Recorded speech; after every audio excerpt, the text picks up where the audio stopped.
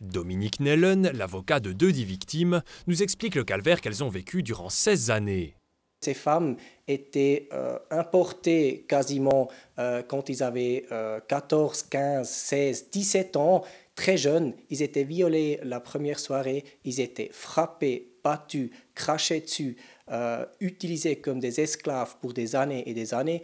Ils n'ont pas osé de demander de l'aide et ils ne savaient pas la langue, ils ne savaient pas comment ça se fait en Suisse.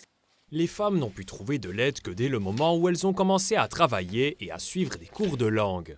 Le FIS, le Centre d'assistance aux migrantes et aux victimes de la traite des femmes, recense 400 cas de ce type chaque année.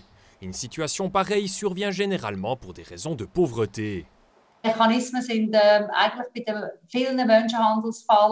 mécanismes sont similaires dans de nombreux cas de traite des êtres humains. La pauvreté pousse les gens à migrer, mais il manque une offre de possibilités de migration sûre. Ce sont ces facteurs qui rendent l'exploitation possible. Les victimes doivent compter sur d'autres personnes, elles ont donc besoin de l'aide d'autrui pour venir en Suisse. Elles sont alors totalement à la merci de ces personnes. Pour leurs actes, le père, qui faisait office de chef de clan, et ses fils risquent une peine privative de liberté de plus de 5 ans.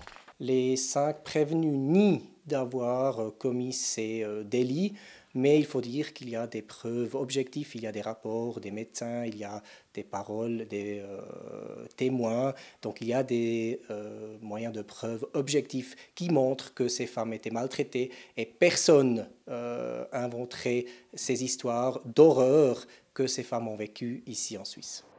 L'audience des prévenus et des plaignantes se déroulera le lundi 7 novembre au tribunal régional Jura bernois-Seeland.